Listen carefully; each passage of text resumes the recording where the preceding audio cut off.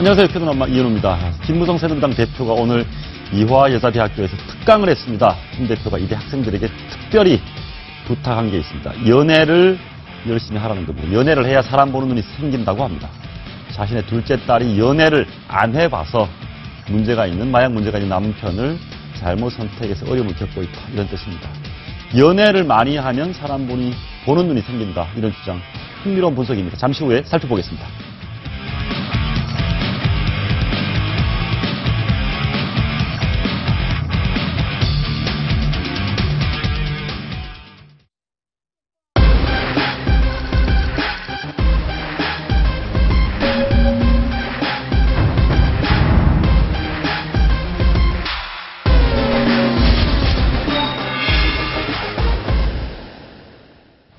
한동안 잠잠했던 야당 새정치민주연합 문재인 대표에 대한 압박이 커지고 있습니다.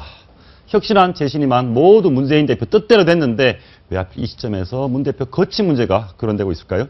조수진 정치부 차장과 함께 얘기 나눠보겠습니다. 어서 오십시오. 네, 안녕하십니까. 요즘에 텐트론 좀 어려워서 그런데 텐트론 설명 좀 해주십시오. 네, 이 텐트론이 야권에서 나온 거는 좀 오래됐습니다. 아, 그렇습니까? 그러니까 예. 2011년에 박원순 서울시장이 무소속 후보로 처음 나왔을 때부터 빅 텐트를 짓자, 큰 텐트를 짓자. 무슨 얘기냐면 아주 좀 새로워 보이지만 이 야권이 하나로 뭉치자, 이 얘기를 빅 텐트라는 표현으로 2011년부터 써왔습니다. 텐트는 그 놀러 가서 치는 그 텐트 그거 맞는 거죠? 네, 그렇습니다. 그런데 왜 텐트냐? 지금 얘기하신 대로 놀러 가서 장외에 치는 게 텐트거든요. 그러니까 당 외곽에 있는 사람들까지 모두 끌어다닐 수 있는 그런 집을 짓자고 해서 빅 텐트 겁니다. 네. 민병두 새정치민주연합 대변인 얘기가 있는데요. 이것도 텐트론인지 한번 보고 설명 좀 해주십시오. 들어보시겠습니다. 문재인 대표가 새 정당 뉴파티 구상을 각계 의견을 수렴해 조기에 밝혀야 하며 다른 정파도 손을 내미는 자세로 통합을 위한 구상이 무엇인지 진지한 고민을 제시해야 합니다. 저는 무슨 얘기인지 잘 모르겠는데 아무튼 무슨 텐트를 지어서 여러 정파들이 다 모여라 이런 겁니까? 네, 그렇습니다. 그러니까 문재인 대표에게 이 야권의 통합을 위해서 뭔가를 결단해야 된다. 무엇을 하고 있느냐? 조속히 밝혀라. 이렇게 얘기를 했는데요. 조금 설명을 드려야 될 것 같습니다. 이 민병두 의원 같은 경우는 지금 마이크를 잡은 것이 통합행동이라는 8명의 인사들이 모인 단체의 대변인 격으로 잡은 겁니다. 그렇군요. 네, 통합행동은 새정치민주연합 내부에서는 이 박영선 의원 그리고 민병두 정성호 의원 같은 어떻게 보면 비노 중독의 인사들이고요. 그리고 지금 현역 국회의원이 아닌 분 중에 김부겸, 김영춘 전 의원 그리고 송영길 전 인천시장 이렇게 3분도 참여를 하고 있습니다. 그러니까 이 통합행동은 기존의 비노 중독의 의원들이 모임이 아니라 여기에 어떻게 보면 중립지대, 중간지대에 있었던 사람들까지 포함이 됐다는 어떤 의미를 갖고요. 또 한 가지는 이 박영선 전 원내대표가 계속해서 줄곧 문재인 대표가 이 통합을 위해서 전당대회를 치러서 총선 지도부를 새로 선출해야 된다. 이 주장을 하고 있습니다. 이 박영선 전 원내대표가 계속해서 전당대회를 치러야만 통합이 될 수 있다. 그러니까 지금의 문재인 대표 체제로는 분당은 기정사실화돼 있다. 그리고 총선은 칠 수가 없다. 그러니까 늦어도 내년 1월까지는 이 야권이 통합할 수 있는 새 지도부 선출을 해야 된다. 이렇게 계속 얘기를 했고 여기에 대해서 이 통합행동이 모임을 가진 뒤에 민병두 의원이 대변인 격으로 다시 한번 이거는 박영선 전 원내대표뿐만 아니라 이 모임 전체의 의견이니 문재인 대표가 여기에 대해서 답을 내놔라. 이렇게 촉구를 하고 나선 겁니다. 전당대회를 하면 문재인 대표는 물러나야 됩니까? 그러니까 이제 박영선 전 원내대표 주장은 새 지도부 선출을 하는 전당대회에 문재인 대표도 당연히 참여를 해라. 그러니까 누구를 빼는 게 아니라 그러니까 야권이 하나로 뭉쳐야 된다는 당 외곽에 있는 사람들까지 모두 모여라. 천정배 의원 무소속 그리고 지금 탈당한 박주선 의원 다 참여해라. 그런데 물론 박영선 전 원내대표도 그 당 바깥에 있는 분들이 근데 탈당한 지가 얼마 안 됐는데 다시 모일 가능성은 없다는 걸 알고 있을 겁니다. 예, 그러게요. 그렇지만 왜 계속해서 전당대회도 통합 전당대회라고 하고 통합을 위해서는 새 지도부 선출을 해야 된다고 지금 주장을 하고 있는가? 바로 문재인 대표가 그만큼 야권 통합에는 적임자가 아니다. 오히려 문재인 대표 때문에 야권이 갈라지고 있다는 점을 부각하기 위한 겁니다. 예. 근데 박주선 의원은 이런 얘기했습니다.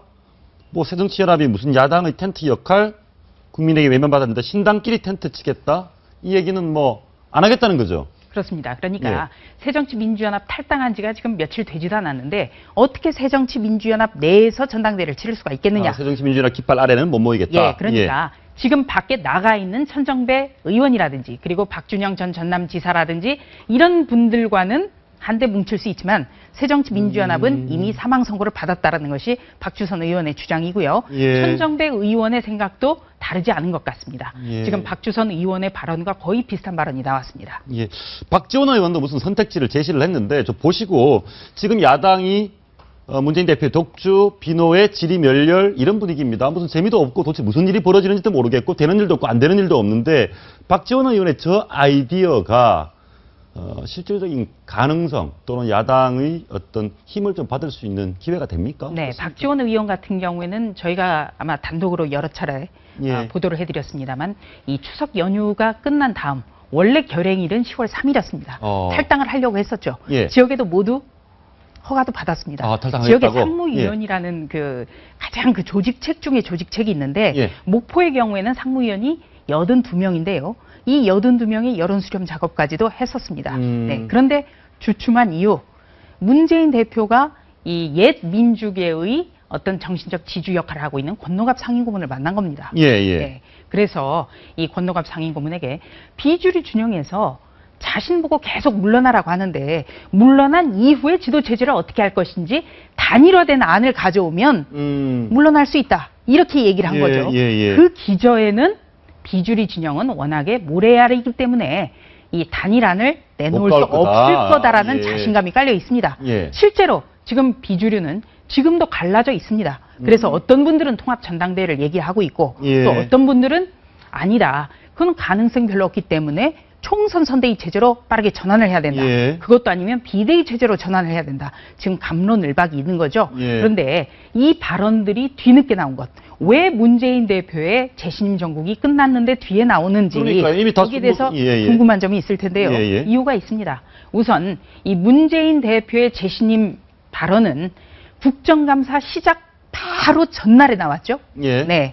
그리고 국정감사 기간 내내 이 비주류의 수장격인 김한길 전 대표 그리고 범친노의 어떤 일정 지분이 있는 정세균 대표가 외국 국감에 나가 있었습니다. 네. 그래서 해외에서 손을 쓸 수 없는 상황에서 이 재신임 정국을 끝냈다고 문재인 대표가 선언을 한 거죠. 돌파를 해버렸네요. 네. 그리고 자신은 어떻게 보면은 재신임을 받았다.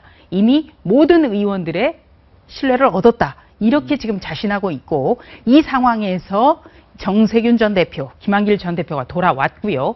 또 권노갑 상임고문 같은 경우에는 문재인 대표를 만나서 이번 추석 연휴 때 광주에서 나흘 동안 머물러 봤더니 민심이 너무 좋지 않다. 그렇죠. 지난 4월 광주 재보궐선거 때와는 하늘과 땅 차이다. 그 정도로 좋지 않다. 뭔가 그러니까 문재인 대표가 당의 진실로 통합의 의지가 있다면 뭔가를 다시 해야 된다. 이렇게 권유를 했고요. 거기에 대해서 문재인 대표가 비주류 진영에서 단일화한 안을 내놓는다면 용의가 있다라고 얘기를 한 거죠. 그 뒤부터 지금 본물 터지기 시작한 겁니다. 근데 단일화된 안을 내놓은 게 없지 않습니까? 지금 이제 비주류 진영이 워낙 구심점이었다 보니까 이제 전당대회 얘기가 나오고 또 비대위가 얘기가 나오고 또 총선 선대위 체제로 얘기 나오고 크게는 세 가지 갈래입니다. 과연 여기에서 비주류 진영에서 이 모래알과 같은 비주류 진영이 하나로 뭉쳐서 뭔가 단일된 안을 제시할 수 있을지 없을지 그게 관건으로 봐야겠습니다. 그렇지 않습니까? 제가 이제 보기에도 뭐 문재인 대표 입장에서 모두 진압하고 뭐 그동안에 이렇게 자신에게 뭐 사퇴하라는 사람 다 진압하고 뭐 재신임 정국도 돌파했고 자기 뜻대로 다 되고 있는데 그걸 왜 받아들입니까? 안 받아들일 것 같은데요? 지금 그렇지만은 수면 아래에서 지금 이거는 심상치가 않은 거죠. 어떻게 보면 우리가 이 잔잔한 물길을 보더라도 이 속까지 잔잔하다고 생각할 수는 없는 거거든요. 그렇습니다. 네. 그리고 여기에서 벌써 지금 심상치 않은 점이 이 문재인 대표는 재신 전국이 끝났다고 보고 내년 총선에 후보자 심사를 담당할 위원장을 강행하려다가 비주류 진영의 반발에 부닥쳐서 지금 계속 지연되고 있거든요. 그렇죠, 예. 벌써 그 점 자체가 이게 재신임 전국이 완전히 끝났다고 보기는 어렵다는 어렵다. 증거들이죠. 예. 그 와중에 대통령 보고 탈당하라는 얘기는 왜 합니까? 제가 조금 궁금했는데. 예, 지금 야당이 지금 대통령 탈당하라고 합니다. 예. 네, 새정치민주연합에서 그렇지 않아도 굉장히 이 문제 가지고 논란이 많습니다. 우선요, 시기가 적절했느냐 이 문제를 짚어볼 수가 있습니다. 그제였죠. 이틀 전에 문재인 대표가 이 낮 11시 50분경입니다. 점심시간이기 때문에 제가 잊어버리지 않는데요. 예. 김영록 당 수석 대변인을 시켜서 성명을 대독하게 합니다. 본인이 얘기하지도 않고. 문재인 예. 대표가 제1야당 대표인데 본인이 직접 기자회견을 하지 않고 수석 대변인에게 자신의 성명을 밝힌다? 이거는 굉장히 독선적인 거죠. 그러네요. 예. 예. 민주주의 절차가 아니라는 지적이 거기에서 나오고요. 예. 그리고 또 한 가지는 이 여당의 대통령, 여당이 어떻게 보면 대통령 임기 말에 좀 대통령의 인기가 떨어지면 탈당하라는 얘기는 여당에서 나오는 거죠. 그러네요. 그런데 예. 지금은 임기 말이 아니라 대통령 집권 3년 차입니다. 3년 차에 야당에서 대통령 탈당해라. 이렇게 하는 건 좀 뜬금없다라는 얘기가 나오고요. 예. 그리고 이제 문재인 대표가 대통령이 탈당하라고 한 이유를 쭉 성명을 읽어보면 이 대통령이 어떤 특정 정파에 기대지 않고 정말 경제와 그리고 어떤 국정을 살리기 위해서 매진해줬으면 좋겠다. 이렇게 예. 지금 얘기를 하고 있는데 그렇다면 거꾸로 문재인 대표는 왜 국정감사 첫날부터 재신임으로 국정감사를 망쳤느냐. 그러네요. 네, 예. 이런 비판이 나올 수밖에 없는 겁니다. 예. 그렇기 때문에 이 시기도 좀 잘못됐고요. 당 수석 대변인을 시켜서 발표를 하게 한 대독을 하게 한 이 절차도 매우 잘못됐다는 비판이 당내에서도 굉장히 많습니다. 과거에 노무현 대통령이 탈당할 때 문재인 대표 비서실장 아니었습니까? 네, 그렇습니다. 바로 그 점도 또 당내에서 비판이 나오는 예, 건데요. 당시에 2007년 3월이었습니다. 예. 하도 열린우리당에서 대통령 지지율이 낮아서 이 대통령만 등장을 하면 당의 지지율이 떨어진다. 탈당 제발 좀 해달라. 이렇게 요구를 했었습니다. 여당 내에서 탈당을 해달라고 한 거군요. 늘 대통령의 탈당은 여당의 요청 그렇군요. 때문에 예, 이루어진 예, 거죠. 예. 네, 그때 노무현 전 대통령이 아마 제 기억에 2007년 3월 1일이었을 텐데요. 당시에 이 정태호 정무팀장, 청와대 정무팀장을 열린우리당 중앙당사에 보냅니다. 왜냐하면 탈당계를 제출을 해야 되는데요. 그렇네요. 네, 예. 그때 송영길, 지금 사진이 나오네요. 예, 예. 있습니다. 송영길 당시 열린우리당 사무총장이 정태호 청와대 정무팀장으로부터 탈당계를 지금 받고 있습니다. 예. 정태호 정무팀장 얼굴이 익으실 겁니다. 지난 4월에 서울 관악을에 맞습니다. 공천을 받아서 나왔던 예, 예. 문재인 대표의 최측근이죠. 그때 이 탈당의 변이 굉장히 길었는데요. 정말 참담한 심경을 담았습니다. 네, 그래서 이 끝까지 퇴임 후에도 열린우리당의 평당원으로 남아있고 싶었는데 이토록 나가라고 하니 쫓겨난다. 네, 다시는 이런 불행한 대통령이 없었으면 좋겠다. 그러니까 여당의 요구에 등떠 밀려서 정치권의 요구에 등떠 밀려서 탈당하는 대통령은 마지막이길 바란다고 했고요. 탈당이 아니라 당적 정리로 써줬으면 좋겠다고 언론에 각별히 당부까지 합니다. 그런 분이 그거를 가장 잘 아는 대통령 비서실장 출신의 문재인 대표가 대통령의 탈당을 요구한 것, 여기에 대해서도 말들이 많은 거죠. 예. 하여튼 문재인 대표 지금 야권의 대표적인 주자인데 뭔가 좀 편치는 않습니다. 늘 편치는 않습니다. 여권 청와대 얘기 잠시만 한번 해보겠습니다. 청와대에서 조기에 연말에 장관들 바꾸는 개각할 거다. 개각할 수밖에 없다. 장관들이 출마하기 때문에 그런 거죠? 네, 그렇습니다. 예, 예. 이 얘기가 새삼스럽게 나온 거는요. 이 청와대 참모진 가운데 2명 이번에 사퇴를 했거든요. 그렇죠. 민경욱 대변인과 박종준 경호처 차장. 그렇습니다. 예. 그만두면서 청와대에서 청와대 참모진 가운데 이 사람들이 총선을 위해서 나가는 건 마지막이다. 이렇게 선언을 했기 때문에 그렇다면 이 국무위원을 겸직하고 있는 현역 의원들의 거취는 어떻게 되느냐. 여기에 대해서 당연히 관심을 쏟을 그렇네요. 수밖에 없는 예, 거죠. 예, 예. 그리고 또 내년 4월 총선을 앞두고 청와대 참모진이 이 내년 4월을 앞두고 6개월 훨씬 이전에 사퇴를 했기 때문에 그렇다면 이 현역 의원을 겸직하고 있는 국무위원들의 거취도 더 앞당겨지는 것 아니냐. 이런 의미에서 뭐 많은 기사들이 나왔던 거죠. 대표적으로 최경환, 네. 예, 최경환 경제부총리라든지 황우혁 교육부총리 예. 지금 나오고 있죠. 유일호 국토교통부 장관, 유기준 해양수산부 장관, 김희정 여성가족부 장관 이 5명의 거취가 궁금해지는데요. 이 5분은 단 한 번도 내년 총선에 출마하지 않는다라는 얘기를 한 적이 없습니다. 네. 우리가 이 공직 사퇴 시한은 내년 1월 14일입니다.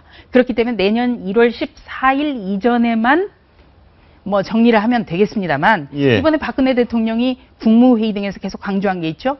네, 국정 운영을 원활하게 하기 위해서는 조속히 정리해야 된다. 그렇기 때문에 이들 장관의 거취도 조금 더 앞당겨질 수 있는 것 아니냐 이런 분석이 나올 수 있습니다. 저자 한번 물어보겠습니다. 장관이 좋습니까? 국회의원이 좋습니까? 아니 국회 장관이 훨씬 좋아 보이는데 장관 자리 내치고 다시 국회의원 하겠다. 왜 그런 거죠? 네, 제가 2007년에 노무현 청와대를 출입하면서요. 당시에 천정배 법무부 장관에게 질문을 한 적이 있습니다. 예. 네, 법무부 장관 굉장히 명예로운 자리인데 왜 자꾸 법무부 장관을 버리고 국회로 돌아가려고 하느냐. 예. 그랬더니 당시에 천정배 당시 장관이 한 얘기가 국무위원이 국무위원직을 버릴 땐 다 운답니다. 운다고요? 이거는 직업 공무원이라는 거죠. 다만 웃는 사람이 있는데 국회의원을 겸직한 사람이 있다. 그래서 그 이유를 물어봤더니 국무위원은 책임이 굉장히 많다는 겁니다. 대정부 질문에도 나가야 되고 국정감사에도 나가야 되고 또 예산 여러 가지에 대해서 자신의 계획, 일에 대해서 책임을 져야 되는데요. 예. 좀 시청자분들이 어떻게 들으실 수 있을지 모르겠습니다만 국회의원에게는 책임이 없다. 그냥 비판하고 떠들면 된다? 네. 예. 그러니까 이거는 아주 단적으로 천정배 의원이 당시에 아주 쉽게 설명한 거고요. 물론 국회의원에게도 책임이 있어야 되겠지만 그만큼 의원의 권한은 훨씬 더 막강하고 자유롭다. 이런 점을 좀 설명하는 그런 에피소드가 아니었나 제가 좀 소개를 드렸습니다. 아무튼 장관보다 국회의원이 더 좋다는 의미도 되겠군요. 알겠습니다. 마지막으로 그거 하나 더 물어보겠습니다. 갈 사람 가고 남은 사람을 순장. 네. 원래 그 높은 사람이 죽으면 옛날에 몇천 년 전에 멀쩡한 살아있는 사람을 따라서 죽는 게 순장 아니겠습니까? 네, 그렇습니다. 예. 중국 진시황 때나 나올 법한 얘기예요. 그러니까요. 예. 네. 지금 순장조로 지목되고 있는 분들이 몇 분 있습니다. 지금 시청자분들이 그래픽을 통해서 보실 수 있는데요. 예, 이번에 가장 흥미로운 것은 바로 이번 2명의 비서관이 나가면서 이걸로 비서관이 총선 출마 때문에 거취가 정리되는 것은 마지막이다. 이렇게 청와대에서 발표를 했기 때문에 이번에 그 대구에 대통령이 행사에 갔을 때 따라갔던 대구 지역 비서관들 이분들이 순장조가 될 거다. 이런 전망이 나오는 거죠. 그런 차원에서 이 안봉근 국정홍보비서관의 사진 조금 전에 나왔고요. 또 한 가지 이 대통령의 그 가장 지근거리에서 보좌를 해왔던 3인방 있죠. 네, 이재만 총무비서관이라든지 정호성 제1부속실장이라든지 이 3명은 이른바 문고리 3인방은 문고리 3인방은 대통령의 거취와 같이 하지 않겠느냐 이런 분석이 힘을 얻고 있습니다. 하나만 좀 더 물어보겠습니다. 그 순장 대통령과 임기를 같이 하고 끝난 사람들도 자기 정치로 재기할 수 있습니까? 가능성이 있습니까? 가능성이 있죠. 네. 항상 그 노무현 전 대통령 시절만 하더라도 2007년 2월 25일 퇴임식까지 쭉 봤다가 새로운 정권이 들어와서 총선 출마를 통해서 그때 항상 하는 얘기가 있었죠. 네. 대통령의 뜻과 철학을 실현하고 싶다. 네, 이렇게 나섰고요. 또 이명박 정부에서 이 홍보수석을 오래 했던 이동관 전 수석 같은 경우에도 끊임없이 총선에 대해서 고려를 하고 있습니다. 예, 그러니까 저분들이 박근혜 대통령과 임기를 같이 한 다음에 박근혜 대통령 영향력이 많은 영남 TK 지역에서 내가 박근혜 대통령이 못다한 뜻을 이루고 싶다라면서 나올 수도 있다 이런 말씀이시죠? 그렇습니다. 대통령의 특히 박근혜 대통령의 뜻과 철학을 계승하는 사람이 되고 싶다. 이러면서 나올 가능성이 충분히 있는 거죠. 예, 알겠습니다. 잠시 후에 말씀 계속 나눠보겠습니다.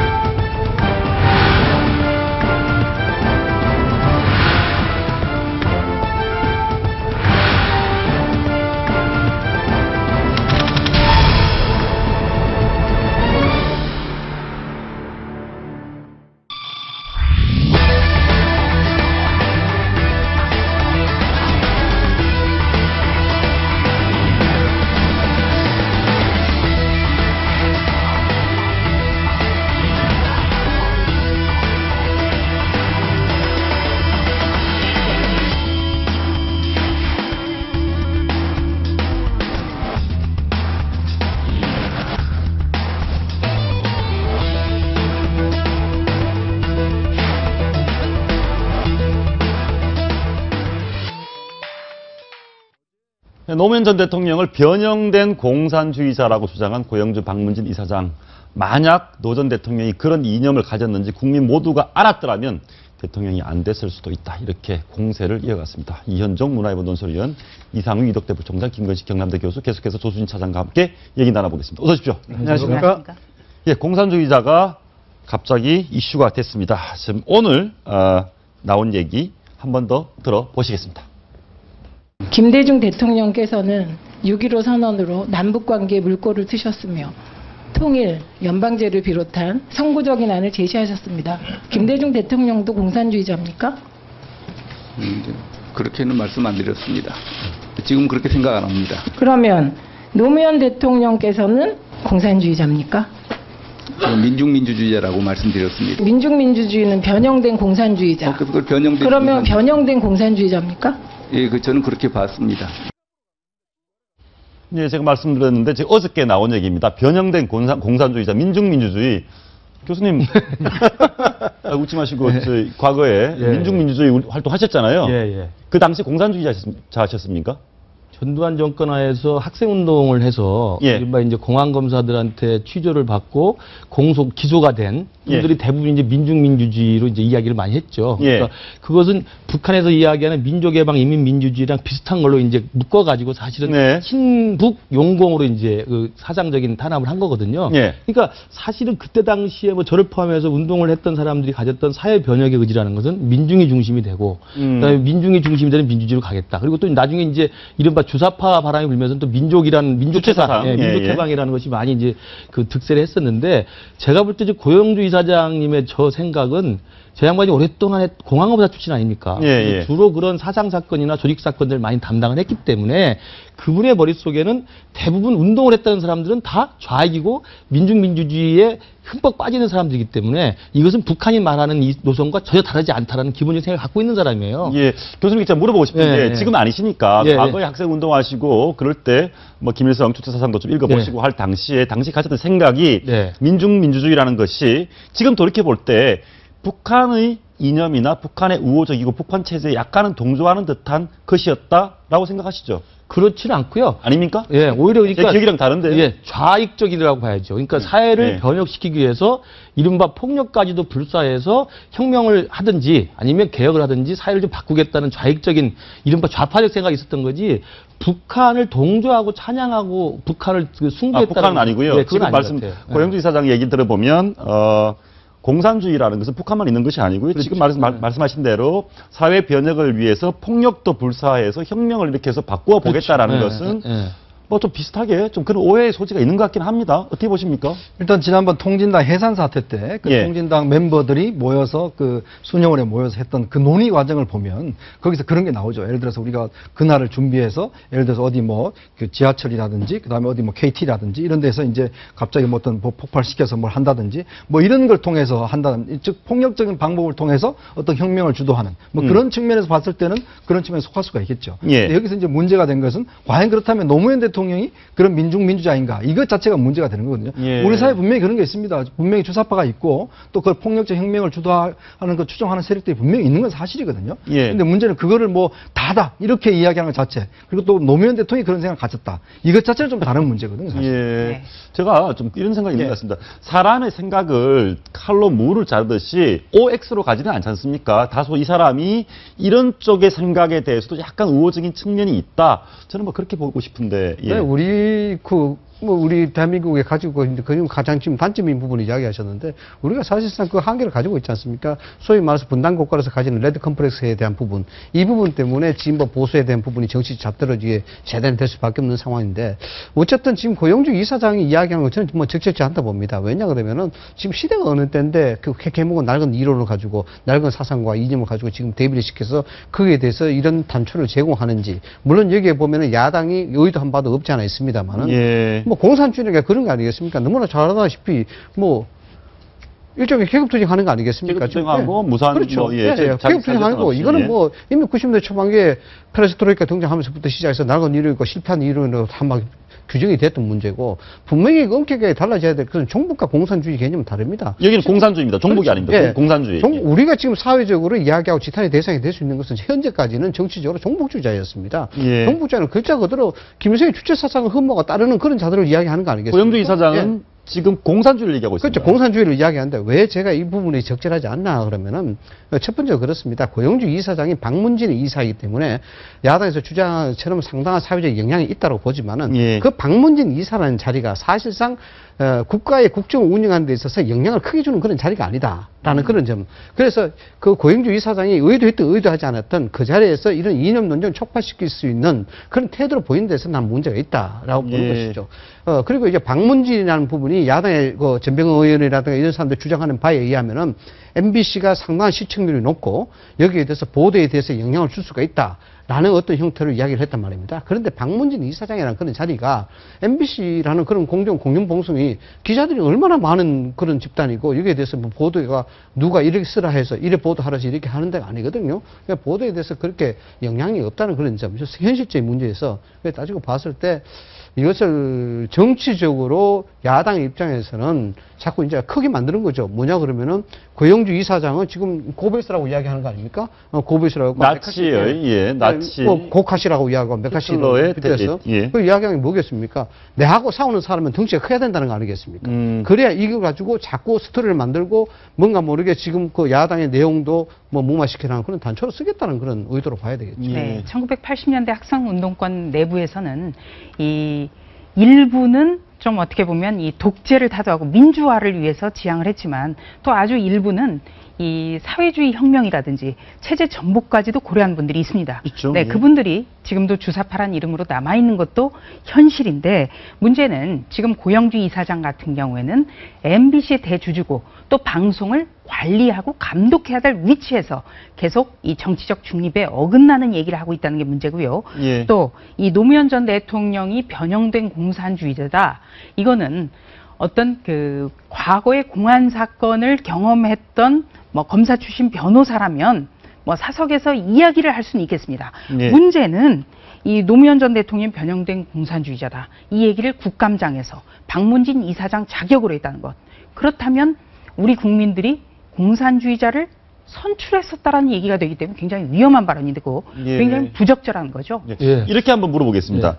지금 고영주 이사장이 이런 얘기를 합니다. 김대중 대통령이 공산주의자냐라고 했더니 이분이 그렇게 생각하지 않습니다. 제가 미뤄 짐작컨대 아주 과거에 김대중 대통령에 대해서 의심을 했던 것 같아요. 저분도 혹시 공산주의자 아닌가? 그런데 김대중 대통령께서 대통령에 대해서 하시는 걸 쭉 봤더니 아니더라. 근데 사람의 생각이 바뀌는 거 아니겠습니까? 그러면 이 노무현 대통령에 대해서도 노무현 대통령이 대통령 재임하실 때 대통령 되기 직전에 공산주의자라기보다는 노무현 대통령께서 과거에 공산주의적인 사고가 일부 있었던 게 아니냐라고 고영주 이사장이 의심하는 거 아닙니까? 아니죠. 지금 제가 볼 때는 좀 구분해서 봐야 될 게 이 고영주 이사장이 아까 말씀하신 것처럼 오랫동안의 공안검사 출신이기 때문에 학생운동에 특히 좌익 경향의 학생운동 수사를 많이 한 사람이잖아요. 그러니까 학생운동 사람은 다 그런 거라는 일반화된 보편의식이 있어요. 뭐 그럴 수 있다고 봅니다. 개인적 경험이.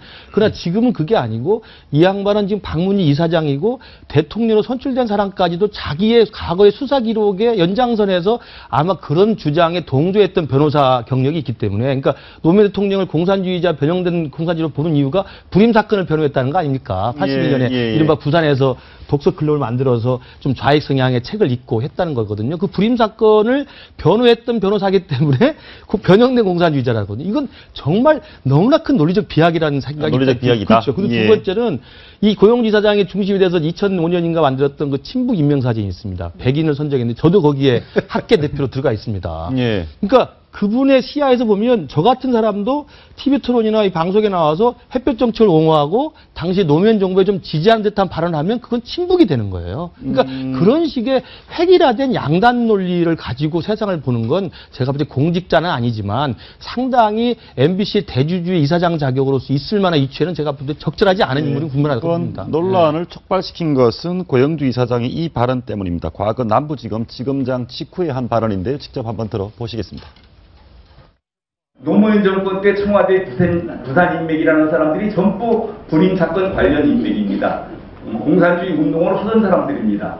그렇기 때문에 저는 문재인 후보도 이거는 공산주의자이고 이 사람이 대통령이 되면 우리나라는 적화되는 건 그야말로 시간 문제다라고 저는 확신을 하고 있었기 때문에. 저게 말이 안 되는 게요. 불임 사건은 이미 작년에 대법원에서 다시 재심해가지고 무죄 판결 받은 사건입니다. 예. 그러니까 우리가 법치국가로서 대한민국의 법질서에 대한 것을 그 어느 쪽보다도 보수 진영에 강력히 주장하는 쪽 아닙니까? 예. 그렇다면 자기가 지금 말한 불임 사건이 이미 대법에서 재심 판결에서 이건 무죄로 확정이 된 것에 대해서 그걸 변호했다는 이유로 공산주의자라고 이야기하고 적화통일 이야기하는 것은 너무나 큰 언어 도단이고요. 저는 그래서 이 생각이 들었습니다. 이번에 우리 대한민국 정치판을 굉장히 어렵게 했던 통진당 해산 사건 있지 않습니까? 예. 그것도 우리 국민이 그걸 양해하고 이해했던 것은 뭐냐면 이석기 의원을 중심으로 한 몇몇 소수가 너무나 우리가 용납하기 힘든 친북적 발언과 사고를 했기 때문에 정당을 해산할 수밖에 없는 것을 그나마 좀 양해했던 거거든요. 예. 민주주의 국가 정당 해산이 쉽지 않은 건데도 불구하고 그렇다고 한다면 똑같은 맥락에서 저는 저 고영주 이사장 같은 분은 일종의 이석기류가 왼쪽의 극단적인 생각에 일종의 좀 비정상적인 생각을 하는 사람이라면 저는 오른쪽에서 고영주 이사장 같은 분이 가장 비정상적인 생각을 하는 분들이기 때문에 이런 분이 저런 직을 맡는 건 제가 볼 때 진짜 온당치 못하다고 저는 생각해요. 두 가지 측면에서 이 문제를 이제 바라봐야 된다고 보는데 그 바라본다는 그 관점 자체가 앞으로 이 문제를 어떻게 해결해 나갈 것이냐 그런 이제 측면의 말씀을 드리는 겁니다. 예. 첫 번째로 사실상 고영주 이사장이 공직자의 입장 그리고 영향력 있는 그런 자리의 입장으로서 사회적인 어떤 문화라든가 이 정치 이 부분을 이국적으로 만드는 그런 단초를 제공했다는 데서는 어떻든 의도했든 의도하지 않았든 그건 잘못이라 보고 예. 문제는 이 문제에 대해서 야당이 굉장히 집요하게 지금 나오고 있다는 것입니다. 예. 뭐 정책 내용부터 이종걸 원내대표부터 시작해서 집중 포화를 겨누고 있는 그런 입장이거든요. 그런 입장이라 그러면 이것은 뭘 의도하냐 그러면 쉽게 넘어가지 않겠다는 것을 의도하는 예, 것입니다. 예. 그러면은 사실상 이 문제가 왜 그렇게 야당이 그렇게 집요하게 공격을 할 수밖에 없겠느냐. 당연하지 않습니까? 여기에 대해서 색깔 논쟁에서 확실하게 짚고 넘어가겠다는 그런 것이 있는 것이고 이 상황에서 여러 가지 개파의 대립이 있는 상황에서 이런 이념 논쟁만큼 통일화될 수 있는 그런 소재가 없는 것이죠. 아, 야권을 통일할 그렇죠. 수 있는. 그런 예. 일이 있기 때문에 이거 공격하는 건데 그러면 새누리당 입장, 집권 여당 입장에서는 고영주 이사장의 거치가 어떻게 되냐에 따라서 이야기가 다른 겁니다. 예를 들어서 우리가 쉽게 이야기하자면 고영주 이사장이 여기서 자진 사퇴를 한다거나 예. 아니면은 미안합니다. 백배 사죄하는 모습을 보여준다 그러면은 소위 말하자면 이게 야당 입장에서는 닥쳤던 게 지붕 쳐다보는 꼴이 되는 그런 형태가 될 수 있겠죠. 이 부분이 좀 빨리 거치라든가 저는 표명이 돼야 된다. 저는 그렇게 보고 있습니다. 예. 네. 예. 물론 뭐 정치적 쟁점으로 이제 비화되는 것, 이 문제가 사실 보면 저는 그게 이제 올바르지 않다고 봅니다. 왜냐하면 이 문제는요. 일단 야당 대표가 이제 공산주의자라 이야기를 했거든요. 그러니까 이거는 정치적 쟁점을 떠나서 그럼 이제 여당도 그런 공산주의자와 대화 파트너를 삼아야 되는 문제거든요. 그렇다 본다면 이거는 우리 정치 질서 자체를 부정하는 것입니다. 예를 들어서 지금 공산주의자가 야당 대표고 유력한 차기 대권주자라는 것이 이게 용납이 되겠습니까? 그런 정당에서 어떤 협상을 하든지. 그러니까 이런 문제를 예를 들어서 야당에서 뭐 옹호한 이거 떠나서 예를 들어서 좀 우리가 정치판에서도 이런 정치 쟁점을 할 게 있고 쟁점 안 할 게 있습니다. 예를 들어서 이거는 예를 들어서 이 발언 자체는 저는 보면 이건 정치 쟁점만 해서 되는 문제는 아닙니다. 왜냐하면 이 문제는 정말 우리의 정치 질서를 완전히 깨트리는 것이거든요. 예를 들어 전직 대통령이 공산주의자고 지금 야당 대표 공산주의자인데 그럼 그 당이 공산당이 아니겠습니까? 그러면 예를 들어서 그런 당하고 어떤 협상과 어떤 또 대화를 하겠습니까? 그렇다면 여당도 이런 부분에 대해서는 저는 명확한 좀 입장을 내서 조기에 이런 문제를 좀 끝내는 게 낫지. 이 문제 오래 가면 별로 좋은 게 없습니다. 그리고 한 가지만 더 말씀을 드리자 그러면 덧붙여서 이제 말씀 이의원님 좋은 지적을 하셨는데 이게 있습니다. 지금 미묘하게 좀 돌아가고 좀 보일 수 있는 것이 지금 세 가지 문제거든요. 국정교과서 문제가 조금 있으면 나옵니다. 예. 그 다음에 지금 김만복 국정원장에 대한 이야기가 나오고 있습니다. 그 다음 지금 나오고 있는 게 고영주 이사장의 이야기입니다. 이 세 가지 문제가 작금의 정치적 현실에서 대두가 되는 화제가 되는 세 가지입니다. 이것이 공통적으로 가지고 있는 것이 이념 논쟁을 불러일으킬 수 있는 그런 부분이 있다는 것이죠. 예. 재밌는 것은 김만복 전 국정원장에 대한 부분에 있어서는 야당이 공조를 하지 않고 있습니다. 여기에서 김만복 원장을 적극적으로 편을 든다든가 이런 부분이 보이지 않고 있다는 것이죠. 이걸 뭐냐 그러면은 이걸 끊고 가겠다는 것이거든요. 야당 입장에서는. 끊고 가겠다는 입장인데 소위 말해서 김만복을 내버리고 이거 지렛대로 활용해서 국정교과서라든가 이런 이념 논쟁에서 확실하게 짚고 넘어가겠다는 그런 의도도 생각할 수 있다는 것입니다. 이런 건 이 공안검사 출신들 만나보면요. 특히 이제 고영주 고영주 이사장 같은 경우는 제가 대검찰청에 출입할 때 대검 감찰부장으로 있었습니다. 아, 그렇군요. 예. 굉장히 이른바 봉숭아학당이라고 기자들이 하는데요. 가서 옛날 이야기 그리고 지금의 견해 같은 것도 많이 들었습니다. 어떤 분입니까? 그때 늘 등장한 게 이제 불임 사건이었습니다. 네, 불임 사건에 자신이 수사검사였고 그리고 대검 감찰부장 재직 시에 대통령이 노무현 대통령이었습니다. 그런데 그때까지도 이 고영주 이사장이 항상 하는 얘기는 이 불임 사건의 전체 기록을 한번 읽어봐라. 그러면 이 가담했던 사람들이 검사를 회유와 협박을 한다. 끊임없이 이 궁극적으로 우리가 지향하는 것은 공산주의 혁명이고 지금 공산주의 혁명이 이룩된다면 검사님을 우리가 단죄하는 그런 위치가 될 거다. 네, 이렇게 한 사람들이 왜 민주화라는 이름으로 그 민주운동가로 지금은 다시 포장이 돼야 되느냐. 예. 이 부분에 대해서 이제 본인 자신은 수긍을 하지 못하고 있더군요. 예. 지금도 마찬가지고요. 예. 그런데 이 어떤 법리적인 문제 그리고 또 고영주 이사장 같은 경우에는 대법원에서 이 불임 사건이 무죄 판결을 받은 거는 바로 이 불법 감금이라는 절차적인 문제가 잘못됐다고 지금의 기준으로 보기 때문에 나머지의 증거 능력도 전부 인정할 수 없다. 이 부분에서도 본인은 수긍할 수 없다는 주장인데 예. 이 법리적인 것을 떠나서 다시 한번 말씀드리지만 이 박문진 이사장의 위치에서 얘기하실 수는 없다라는 겁니다. 예, 그리고 예. 예전에 어떤 사건 그 이후는 고영주 이사장도 모르는 거거든요. 네. 그렇기 때문에 지금까지도 노무현 전 대통령은 공산주의자다라든가 또 함께 변호를 했던 문재인 대표도 공산주의. 이거는 굉장히 위험한 발언입니다. 예. 지금 21세기가 돼서 사실은 뭐 유럽 같은 경우에는 뭐 사회주의 공산주의가 자본주의로 섞여 있는 것 아닙니까? 이분법으로 나누기 좀 어려운데요. 이분의 인식을 보는 대화가 하나 있습니다. 이것을 보시고 판단을 해주시면 좋겠습니다. 보시죠. 1964년 김일성 교시가 남조선에서 똘똘한 사람은 데모 내보내지 말고 고시 공부시켜서 사법부에 침투시키라는 지시가 있었다. 이런 주장하신 적 있죠? 예, 그건 뭐 다 예. 알려진 사실이죠. 있죠. 예. 어느 판사가 김일성 장학생인지는 모르나 네. 북한의 사법부 침투 전술이 상당히 성공했다. 이런 주장하신 적 있죠? 예, 맞습니다.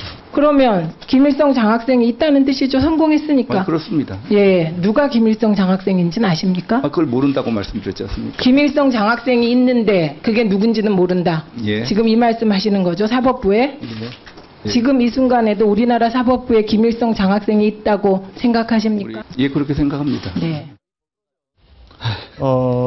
저 부분은 이제 최근에 법원의 판사들도 일부 좌편향된 돌출 행동을 한 적이 있습니다. 그래서 일부 보수적인 사람들 사이에서는 그런 거 아니냐라는 얘기가 있는데 저 말을 곧이곧대로 보면 좀 곤란할 것 같고요. 다만 판사들 중에서 지금 사법부에 있는 판사들 중에서도 대학 다닐 때 사회주의, 공산주의 또는 북한에 대해서 우호적인 생각을 가진 분들이 많이 법원에 진출했다. 여기까지는 맞겠죠. 맞습니다. 그러니까 예. 제가 이제 박문진 이사장 자격으로서 고영주 이사장이 저 발언이 부적절하고 인식이 부적절하다는 이야기를 계속 드리는 이유는 실제로 학생운동 시절에 좌파 서적에 탐닉하고 사회주의 혁명에 탐닉하는 경우가 있습니다. 예. 그리고 젊었을 때 그런 혈기가 또 있지 않겠습니까? 그것이 가장 옳은 길이라고 생각하는 경우가 있어요. 그리고 이제 그런 사람들을 또 담당에 수사를 했기 때문에 그게 전부 100% 맞다고 생각을 하는 예, 건데 예. 실제로 그런 사람이 있다가 나중에는 사법고시를 보기도 하고 기자로 들어오기도 하고 저같이 교수가 되기도 하고 그러면서 사회에 적응하면서 생각이 잘못된 것을 바꿔나가는 거거든요. 네. 그러니까 저는 제가 볼 때 64년에 김일성이가 똘똘한 사람은 데모하지 말고 고시 공부해서 사법부에 침탈하고 교시 내렸다고 이렇게 확신한 것 자체도 저는 제가 북한 공부 20년 했습니다만 확인할 수 없는 사실이고요. 교수님 근데 보면 네. 저게 법정 진술에 통해서 실제로 공작원이나 이런 사람들에 통해서 김일성의 교시가 실제로 누구 그거는 공작원을 보내서 나왔었던 성공했는지 모르겠으나 얘기죠. 예. 그런 지시가 있고 그런 게 있었던 것은 이미 증언을 통해서 밝혀져 그러니까 있습니다. 공작원을 통해서 내려와서 그런 이야기를 한 것을 수사했겠죠. 그러니까 그 발언에 의해서 지금의 사법부에 있는 이른바 좀 진보적 성향의 판결을 내린 사람들, 또 이른바 진보적 성향의 어떤 변호사들, 이런 사람들 자체가 김일성의 지령에 의해서 움직이는 그야말로 일사불란한 조직처럼 움직이는 것을 인식하는 것 자체가 문제라는 거예요. 일사불란하지는 않은데 네. 그러니까 그 영향을 받았던 거 아니냐? 대한민국 사회는 자유민주 사회고 진보적 성향도 있고 또 보수적 성향도 있고 저는 합리적 진보와 합리적 보수가 좀 같이 양날개처럼 가야 되는 게 건전한 사회라고 봅니다. 그렇다면 합리적 진보 생각이 있는 사람이 사회 각계각층에서 활약을 하는 것 자체를 북한의 지령에서 암약 세력으로 침투해 들어와 있다고 보는 것은 제가 볼 때 굉장히 위험한 생각입니다. 어떻습니까? 네. 그러면 제가 물어보겠습니다. 북한의 지시를 받아서 간첩이 판사를 한다는 건 아닌 것 같고요. 그러니까 일단 북에 좀 우호적인 생각을 가진 80년대 운동권 장학생이라고 그러지 않습니까? 장학생이라면 돈을 받았다는 그건 이제 건데. 여러 가지 상징적 의미인데 북의 우호적인 판단을 갖고 주사파 내지는 그 생각에 좀 동조를 했던 분들 중에 생각은 바뀌었겠죠. 그런 분들이 사법부에 들어와서 물론 주사파는 이미 벗어 던졌지만 여전히 그쪽에 조금은 우호적이고 편향적인 판결을 하는 사람이 있을 수 있다. 그 부분은 동의하지 않습니까? 저는 그 무엇보다 이런 생각을 하고 있습니다. 소위 말해서 사회 지도층이라는 분들, 좀 고영주 이사장이라든가 이런 분들이 가지고 있는 이념적 지성 자체가 아직까지도 7, 80년대 수준에 머물고 있다. 이런 부분이 참 문제라고 봅니다. 왜냐 그러면은 일단 그 고영주 이사장 같은 경우 사회에 영향을 주는 공인 중에 공인들이죠. 공인들의 입장은 첫 번째로 가장 중요한 게 사회 통합 책임이 분명히 있습니다. 기본적으로 가져야 될 부분이 이번법적이나 양법적인 논리를 보는 것이 아니고 사회 통합에 대한 기본적인 책무가 분명히 있는 것이고 그 다음에 우리가 생각해 봐야 될 것은 자신의 이념적 잣대가 이것이 현 시대에 맞는가 아닌가에 대해서 먼저 봐야 되는 부분인데 지금은 상당히 이 부분이 이념적 잣대가 많이 진보가 됐습니다. 뭐냐 그러면은 소위 말해서 노동해방 전선이라든가 뭐 어떤 이념의 이데올로기나 이런 것들이 거치던 7, 80년대, 90년대까지 지나서 이제는 정치도 많이 진화가 됐고 그런 이미 분단된 60년이 지났기 때문에 이런 이데올로기 자체가 이미 90년대 초반기에 소멸되기 시작했지 않습니까? 그런 측면에서 지금 뒤늦게 2015년에 작품에서 이 부분을 이야기하고 그 생각이 그대로 갖고 있다는 자체가 좀 문제가 아닌가 저는 그런 생각이 좀 드는 거죠. 예를 들어서 이제 아까 앵커께서 말씀하셨듯이 이제 사법부에서 예를 들어서 뭐 그런 좀 진보적 성향의 판결을 내릴 수 있는 분들 많고 또 예를 들어서 예전에 그 학생운동 했던 분들도 많이 들어간 분들이 있습니다. 그러니까 그런 분은 충분히 뭐 예를 들어서 판사란 임용 자체가 보면 우리가 뭐 심사도 하고 면접도 하고 다 하지 않습니까? 합법적 절차에서 분명히 들어간 분들이 있죠. 그러니까 당연히 거기서 어떤 판결을 보면 이건 좀 이거 이해할 수 없다라는 판결을 내린 분들 분명히 있는 게 사실이거든요. 근데 문제는 이제 고영주 이사장이 한 이야기는 뭐냐, 이분은 이제 MBC의 대주주인 박문진 이사장입니다. 이게 뭐냐면 언론사의 사장을 임명할 수 있는 바로 그거거든요. 언론사의 생명은 뭐냐면 일단 사실을 근거해서 즉 공정하고 중립적인 게 언론사의 임무입니다. 그러니까 특히 박문진 같은 경우는 1988년도에 박문진 법이 만들어지면서 어떤 이 법에 의해서 움직이는 그런 단체입니다. 자, 그런데 이분이 국감장에 나와서 자, 김일성 장학생이 있다는 것은 아까 예를 들었듯이 사법적으로 본다면 맨날 며칠 얼마를 몇백 달러를 받았다. 뭐 이런 거에 대한 팩트가 분명히 있는 거를 이제 이야기를 하시는 것이거든요. 자, 그럼 예를 들어서 내가 김일성 장학생이야, 당신이 김일성 장학생 이렇게 이야기하는 것은 뭐냐면 그냥 막연하게 당신을 좀 북한에 추종한 세력이야 이게 이야기가 아니라 당신은 분명히 북한의 공작에서 돈을 받았고 그 움직인 사람이야 이렇게 규정할 수가 있거든요. 이걸 국감장에 이야기했다는 것은 좀 다른 차원입니다. 그냥 개인적으로 예를 들어서 야 이렇게 이야기했다는 것은 그냥 넘어갈 수 있지만 이 부분은 분명히 사실관계를 증명해야 되는 겁니다. 왜냐하면 만약에 이 부분을 이야기하셨으면 지금 당장 제가 볼 때는 검찰에서 특별수사팀이 떼어져서 이걸 찾아야 됩니다. 왜냐하면 얼마가 갔기 때문에 이런 이야기 한다면 증명을 해도 아니면 이분이 예를 들어서 명예훼손을 한 측면들이 많거든요. 명예훼손을 하려면 당한 사람이 적시가 돼야 되는데 그건 아닌 것 같고요. 지금 야당에서 지금 굉장히 세게 나오고 있습니다. 설훈 의원, 정청래 의원 이 두 분이 오늘 좀 변형된 공산주의자라고 하니까 저분은 변형된 또 정신병자다 이런 얘기를 했거든요. 직접 한번 들어보시겠습니다. 정신적으로 장애가 있다 보는 것이 틀리지 않은 과한 표현이 아닐 것이라고 생각합니다. 자기가 말한 식으로 표현한다면은 변형된 정신병자입니다. 박근혜 대통령은 2002년 평양을 방문해서 김정일 위원장과 단독으로 1시간 면담을 한 적이 있습니다. 다녀와서 본인의 방북기에 이런 말을 쓰고 있습니다. 김정일 위원장은 솔직하고 거침없는 사람이었다. 김 위원장의 화법과 태도는 인상적이었다. 이렇게 쓰고 있습니다. 고영주, 박문진 이사장께 묻습니다. 고영주 이사장의 사상적 기준이라면 박근혜 대통령도 공산주의자입니까? 이어서 제가 얘기를 하나 더 들어봤으면 좋겠는데 저쪽에서도 지금 이쪽을 정신병자라고 하고 있고 또 여당 내에서도 김진태 의원 같은 경우는 고영주 이사장이랑 생각이 비슷한지 모르겠는데 지금 이 자리에 국회 내에 전쟁할 때 적이 있다는 얘기를 하고 있습니다. 한번 들어보시겠습니다. 본 의원은 바로 지금 이 자리에도 대한민국에 적이 있는 것은 아닌가 되묻고 싶습니다. 여야가 모처럼 한 목소리를 냈던 북한 핵실험 규탄 결의안 기억하시죠? 심지어 한미연합 군사훈련인 키 리졸브 훈련을 북한을 공격하기 위한 훈련이라고 매도한 사람들이 있습니다. 부의장님, 좀 자제시켜 주십시오. 김정은이라고 불러서 문제라는 건데 김정은은 김정은일 뿐입니다, 여러분. 북한이 우리 대한민국의 대통령을 어떻게 불렀는지에 대해서는 이 자리에서 더 이상 말씀드리지 않겠습니다. 어떻습니까? 이쪽 저쪽 다 얘기인데요. 적이 됩니다, 적. 예. 제가 뭐 한 말씀 먼저 드리겠습니다. 전 참 저런 거 보면 정말 대한민국이 아직도 갈 길이 멀었구나 하는 그런 생각이 드는데 분명히 우리가 좀 인지해야 될 부분이 있습니다. 대한민국 이념적 논쟁은 2015년 1월 달부터 시작해서 전후와 전후로 바뀌었다라고 볼 수가 있습니다. 2015년 1월 달에 통진당이 해산이 됐습니다. 통진당이 해산된 이유가 헌법 8조에 따른 민주적 질서에 위반된 정당이었기 때문에 헌법 질서에 위반된 정당이기 때문에 해체됐지 않습니까? 이 자체가 2015년 1월 달부터 시작해서 지금 현재까지는 앞으로는 이념적 자체가 이제 통진당으로 말미암아 정리가 됐다라고 저는 생각이 됩니다. 그 전까지는 우리가 소위 그 반추에 보면은 민족이라든가 애국이라든가 이런 얘기를 하게 되면 시쳇말로 뭐 수국골통, 보수 이렇게 이야기하는 경우도 있었고 또 여기에 대해서 뭔가 좀 정부에 대해서 날선 비판하게 되면은 세련된 진보다 뭐 이런 식으로 얘기하는 것이 우리의 현실이었습니다. 이런 문제들이 통진당 해산으로 말미암아 상당히 정리가 되었기 때문에 이런 이념적 논쟁 자체가 앞으로는 무의미해지지 않나 그런 생각이고 정치권도 그렇게 봐야 되는 시점에 왔지 않느냐. 제가 볼 때는요. 과거에 이제 통진당에 우리가 진짜 수용하기 힘든 극단적인 친북 주장을 하는 것도 우리가 놀라웠던 거지만 또 이 우파 중에서도 사실은 대부분의 우파적 생각을 하시는 분들이 되게 건전하신 분들이에요. 근데 저런 식의 극단적 논리를 가지고 계속 목소리를 높이니까 국민들이 볼 때는 굉장히 우파에 대한 인상 자체, 이미지 자체가 안 좋은 방향으로 가는 거거든요. 그래서 제가 보건대는 지금 우리 김진태 의원도 저 양반도 검사 출신 아닙니까? 그 검사 출신이 저런 생각을 하는 건 있을 수 있다고 보는데 국회의원이 공개적인 자리에서 지금 적이라고 규정한 이유가 북핵 규탄 결의안에 기권했다는 이유거든요. 그러면 그 기권한 의원이 누군지는 모르겠으나 제가 볼 때는 이럴 수 있는 거죠.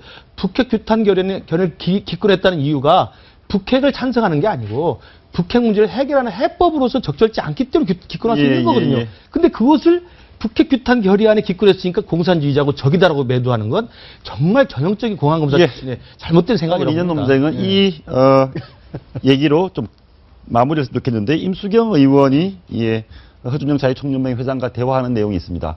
임수경 의원 방북을 했었고요. 과거에 공산주의자냐 사회주의자냐 종북이냐 이런 과거의 학생 때 의혹을 받았던 사람입니다. 시청자 여러분께서 임수경 의원이 종북인지 아닌지를 판단해 주십시오. 보시죠. 혹시 저는 종북 세력입니까? 임수경 잘 알고 계시죠? 임수경 종북 세력인가요? 아니, 의원님 성함은 많이 들었지만 거기에 대해서 생각해 본 적이 없습니다. 생각해 본 적이 없으세요? 예. 저는 종북 세력인가요? 아닌가요? 거기에 대해서는 좀 연구를 해봐야 되겠습니다. 허준영 회장이라든지 그리고 이 끊임없는 고영주 이사장의 발언이라든지 이건 굉장히 우리 국론을 분열시키고 또 위치에서도 맞지 않은 얘기인데요. 새정치민주연합이 또 긴장해야 될 측면이 있습니다. 왜냐하면 임수경 의원 같은 경우에 지난 2012년 비례대표로 입성을 했습니다. 그런데 임수경 의원은 1980년대에 다 아실 겁니다. 통일의 꽃. 북한에 가서 미립국을 해서 김일성을 만나고 돌아와서 그 이후에 어떤 그렇다면 변화라든지 또는 또 어떤 이 국가 발전을 위해서 무엇인가를 했다든지 그 부분이 굉장히 모호하거든요.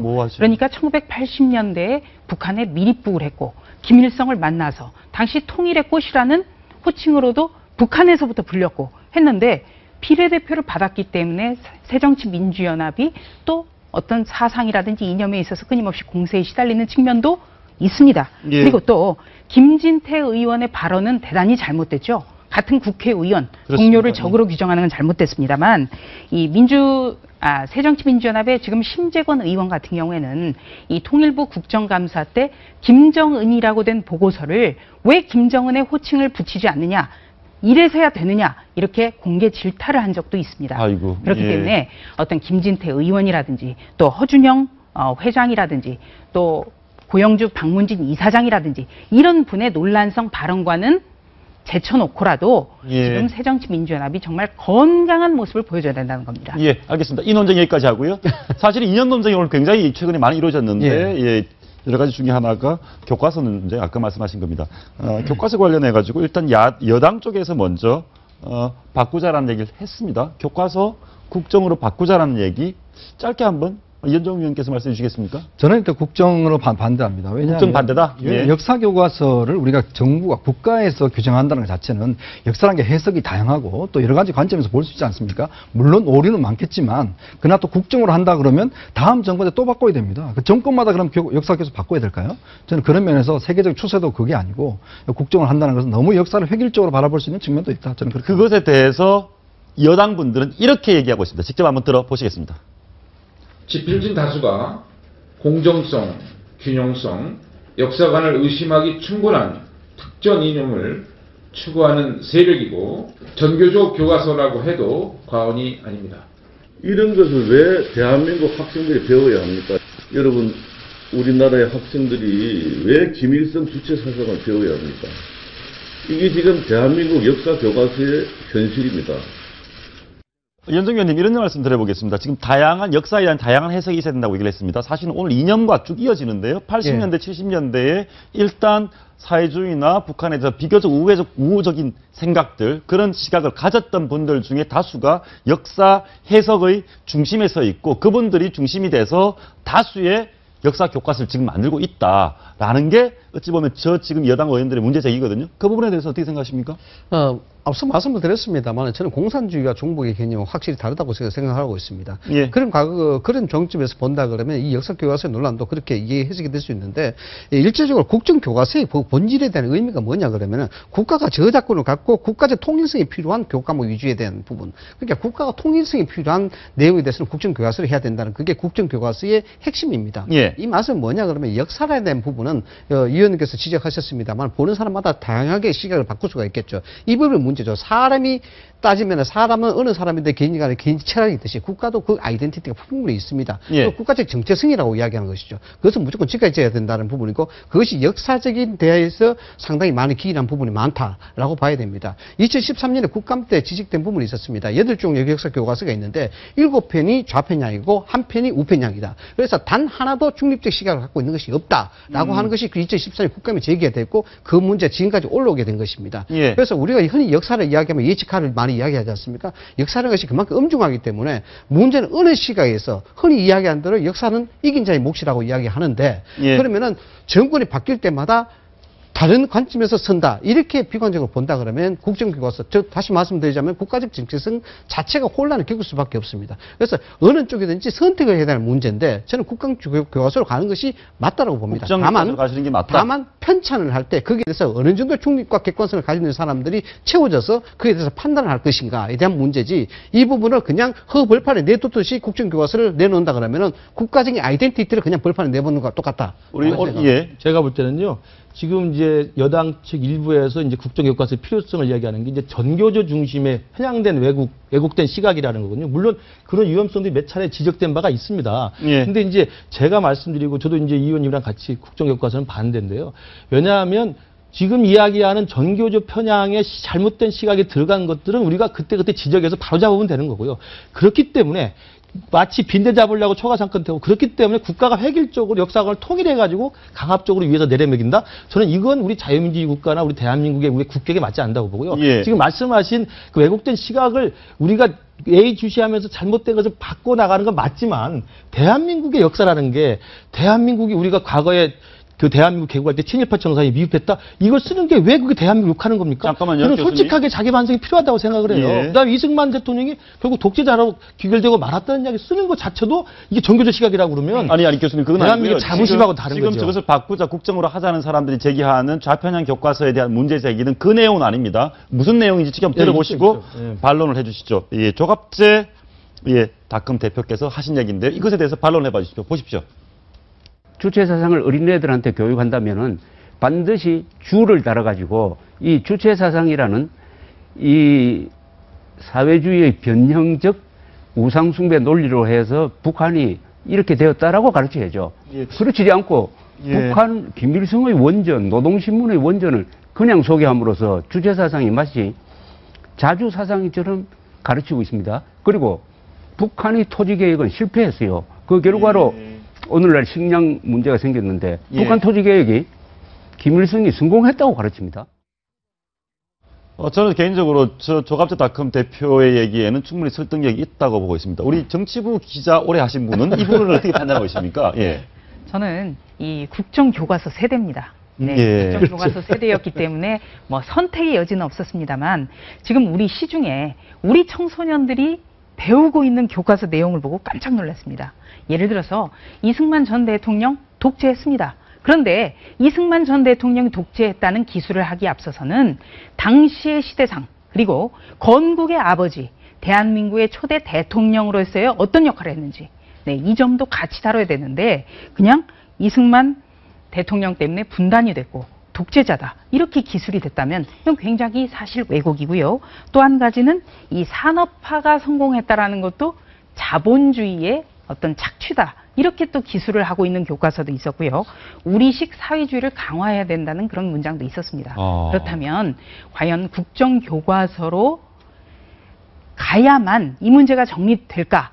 이거 역시 저는 자신은 없지만 예. 우리가 어떻게 이런 교과서가 지금 시중에서 청소년들이 공부할 수 있게끔 방치가 되어 있는지 이 부분에 대해서는 아주 확고부동하게 짚어야 된다는 거죠. 예. 조차장 말씀 중에 제가 그 부분에 좀 공감을 하고 싶은 게 이런 조차장만 지적하신 문제에 대해서 그 좌편향 교과서 쪽에 문제 제기를 했습니다. 네. 바로 잡으라고. 근데 바로 잡지 않습니다. 이 사람이 이게 맞다라고 확신하는 분들이기 때문에. 그러면 잘못된 것을 그것이 맞다라고 확신해서 그 교과서를 계속 만들고 있다면 그건 제재가 있어야죠. 제가 볼 때 국정교과서에 반대하는 건 무슨 논리냐면 대한민국이 자유민주주의 사회로서 역사적 해석에 대한 다양한 의견이 있기 때문에 이것을 국가가 획일적으로 하는 것은 제가 볼 때 국격에 맞지 않다는 그 말씀에 동의하고요. 네. 그런 문제점도 분명히 있습니다. 특히 북한과 관련돼서는 북한의 공식 문헌만을 그냥 마치 맞는 것처럼 미화해서 설명하는 부분이 있는데 그런 것들을 검정제도에서 얼마나 더 강화시켜서 그것들을 잘 걸러낼 것인가의 문제이지 그렇게 문제를 풀고 잘못된 것을 고쳐나갈 수 있도록 해야지 그렇기 때문에 제가 아까 빈대장님하고 초과 잠깐 펴듯이 그렇기 때문에 국정화로 간다는 것은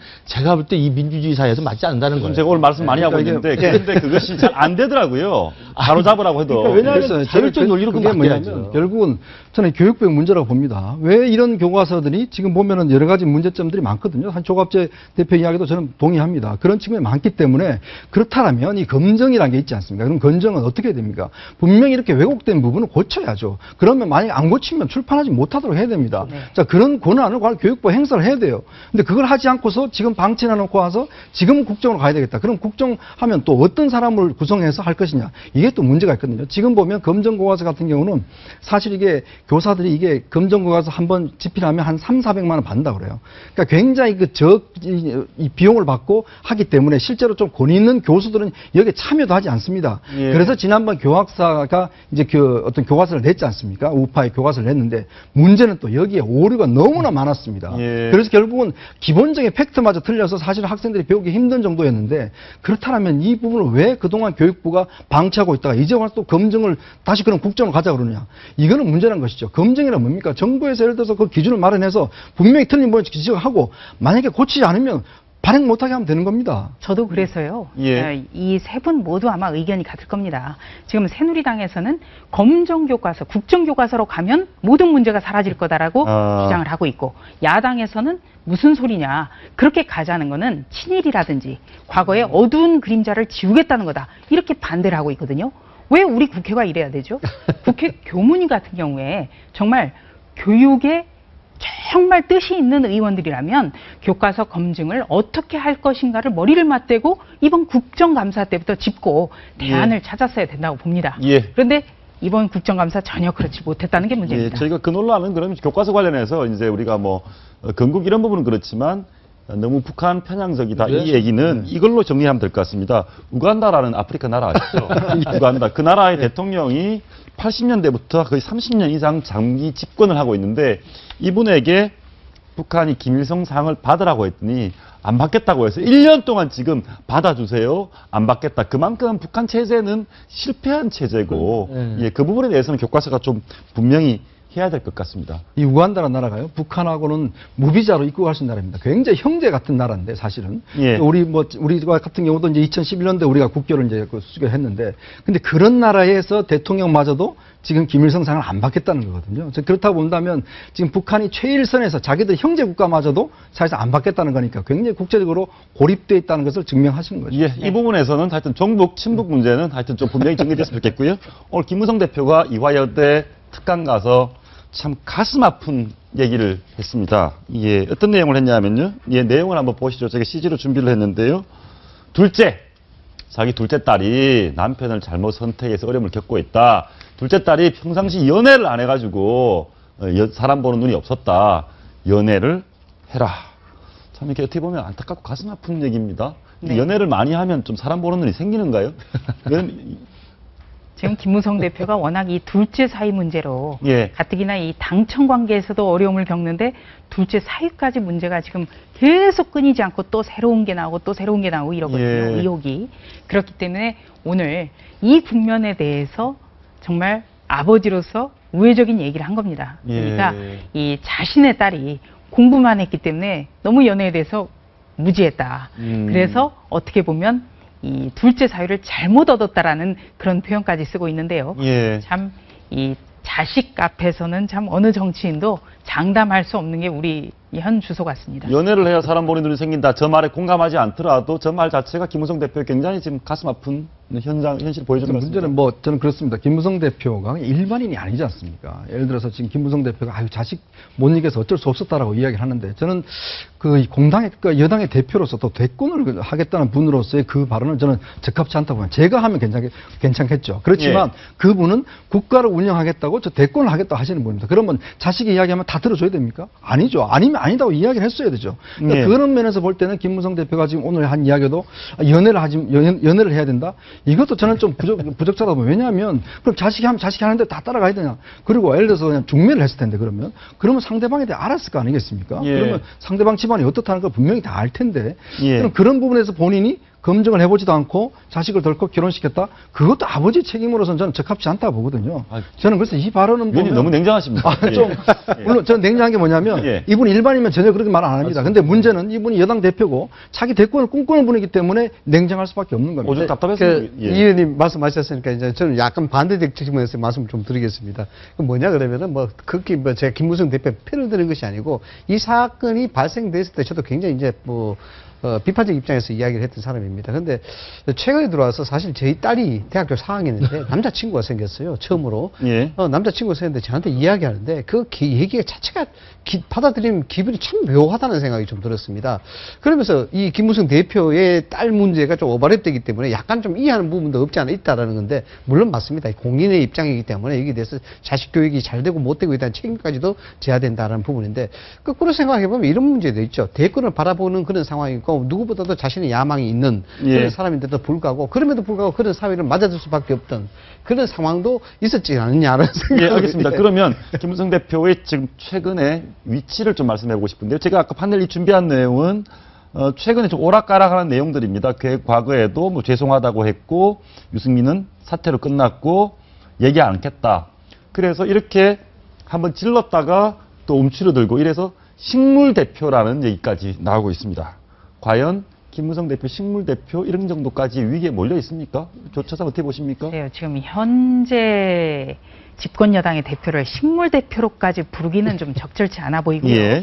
어떻게 보면 대통령과 맞서 싸워서 이길 수 없는 위치라는 점 때문에 김무성 대표도 굉장히 고민하고 있지 않을까. 그러니까 지금에서는 지금 두 번의 그 후퇴한 그 사례가 있기 때문에 지금 또 여기서 단숨에 물러날 경우에는 대선 주자로서 과연 저분을 믿을 수 있느냐 이런 문제까지 생기기 때문에 조금 더 주저주저하는 측면도 있을 것 같다 이런 말씀을 좀 드리고 방금 조차장께서 대통령이 이길 수 없는 위치라고 말씀하셨는데 대통령께서 이길 수 없게 만들고 계십니다. 반기문 총장 자주 만나고 와서 여권 주자 한 번 띄우더니 오세훈 전 서울시장에 대해서도 오세훈 서울시장은 총리감이 아니다. 더 큰 일을 해야 된다. 총리보다 더 큰 일, 더 큰 자리는 대통령 아니겠습니까? 제가 볼 때 김무성 대표가 이렇게 좀 힘이 빠지는 것처럼 이제 기사가 나오는 것은요. 지금 말씀하신 것처럼 대통령하고 번번이 졌다는 게 가장 큰 이유고요. 그렇다면 주위에 있는 사람들이 특히 김무성 대표를 따르는 비박계 의원들조차도 도대체 무슨 약점이 있는 게 아닌가. 지금 살아있는 권력인 청와대 권력에 대해서 매번 이렇게 고개를 숙이고 물러서는 걸 보면 정말 어떻게 자기가 감당할 수 없는 약점들이 너무 많은 게 아닌가라는 의심을 할 수도 있단 말이죠. 밖에서 우리가 봐도 그렇고. 그렇다고 한다면 약점이 많은 대표가 약점 때문에 청와대에 밀리는 것처럼 보이는 것 자체가 제가 볼 때 큰 약점이죠. 제가 볼 때 그렇지 않고 세 차례 다 나름대로 정치적 이슈를 가지고 붙은 거 아니겠습니까? 개헌론, 그 다음에 유승민의 그 행정명령권, 그 다음에 이번에 안심보호제, 다 국민적인 관심사를 가지고 붙은 거면 명분과 원칙을 가지고 대응을 하면 되는 거죠. 근데 질렀다가 빠지고 그러니까 이 양반이 원칙과 명분보다는 뭔가 약점이 잡혀서 그런 게 아니라는 또 의구심을 갖게 되는 거죠. 우리 속담에 이런 말이 있지 않습니까? 뭐 저도 자주 쓰는 속담 중에 하나인데 더위 먹은 소가 달 보고 헐떡인다라는 그런 얘기가 있습니다. 이런 문제가 있었으니까 과거에 그런 전력이 있었으니까 이번에 또 그렇지 않겠냐라는 거는 이제 가정된 속담인데 결국 유승민 대표의 문제로 말미암아 김무성 대표가 오버랩되는 그런 상황이기 때문에 이런 얘기가 생긴 것입니다. 가장 우리가 기본적으로 봐야 될 게 여당 대표라는 점입니다. 여당 대표는 근본적으로 집권인 청와대 측과 각을 세울 수가 없습니다. 그렇지 않겠습니까? 뭐 당헌상에 다 나와 있고 이런 부분이 있기 때문에 그냥 대책점을 가지게 된다 그러면 국정 자체가 혼란이 겪을 수밖에 없기 때문에 여당 대표에서 한계가 분명히 있다는 점이고 또 이 공학적으로 본다 그러면은 실제적으로 물러서는 그런 모습을 보여왔다고 하지만은 김무성 대표가 2012년도 3월 달에 국회 기자회견에서 탈박으로 찍혀 공천 못 받았을 때도 그때 이야기를 합니다. 여기서 무소속으로 나가든가 그렇지 않게 하지 않고 우파 분열의 핵이 될 수 없다라고 해서 그렇게 이제 회귀를 하죠. 이런 점에서 대기 종문을 했습니다. 그런 정치적인 습성이 있다. 저는 이제 김무성 대표를 뭐 옹호하려는 건 아닌데요. 과거의 일을 좀 들면 이 김근태 당시 열린우리당 의장이 노무현 대통령에게 계급장 떼고 붙어보자 이렇게 얘기를 했습니다. 향후 회의에서 했지만 정작 청와대 가서는 얘기를 못했다는 게 지금 야당 인사들의 알겠습니다. 대통령의 위상을 보여준다. 그 정치 10단 박근혜 대통령의 다음 수를 기대해 보겠습니다. 감사합니다. 저희 쾌돈 한번 마치겠습니다. 시청해주신 여러분 고맙습니다.